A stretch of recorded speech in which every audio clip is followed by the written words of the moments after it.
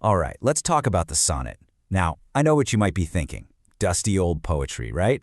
But what if I told you it's actually one of the most brilliant and long-lasting creative challenges ever made? Seriously, think of it less like a stuffy poem and more like a puzzle, a tiny 14-line box designed to hold a huge, powerful idea. And that really gets to the heart of what we're exploring today. It kind of begs the question, doesn't it? How can a bunch of strict rules actually lead to something timeless and beautiful? Well, the sonnet is the perfect proof, because we're about to see how its rigid form isn't a cage at all. It's the very engine that gives it its power. So what is a sonnet officially? Well, here's the textbook definition. It's a poem that has 14 lines, a specific rhythm, and a set rhyme scheme. But the real key here isn't just the rules, it's the purpose. A sonnet is built to make a single, focused argument.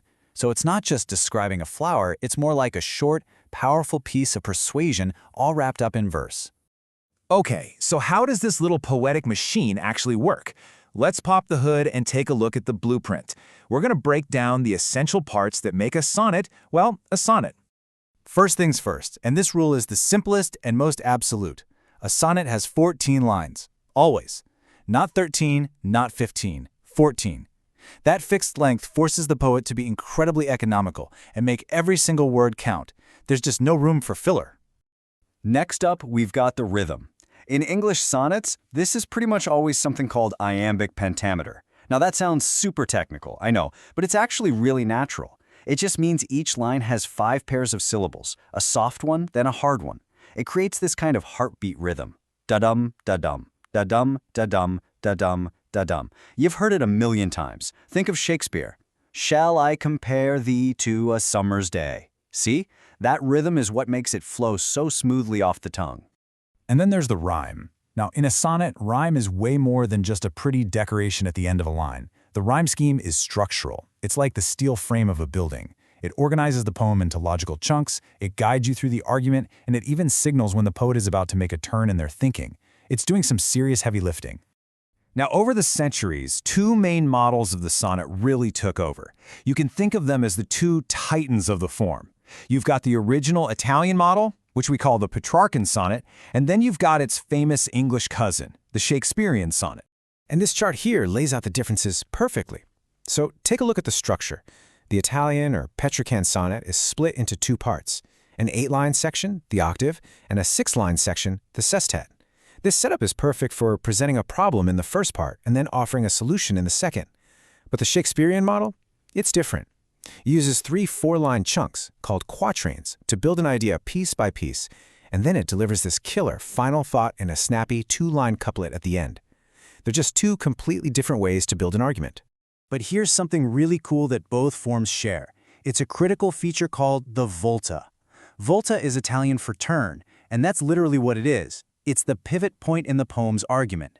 It's that moment where everything shifts, the perspective changes, and the poem starts heading toward its big finish.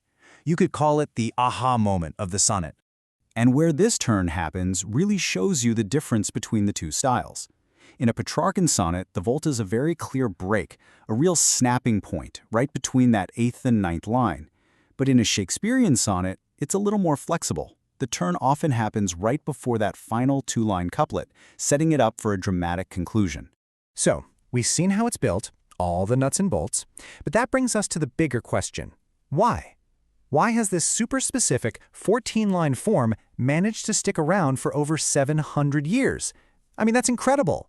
Let's zoom out and look at its amazing legacy. Just look at this journey. The sonnet gets its start way back in 13th century Italy. Then it gets famous thanks to the poet Petrarch. A couple centuries later, Shakespeare and others totally redesign it for the English language. Then the Romantics pick it up and put their own spin on it, and it's still being used, challenged, and reinvented by poets today.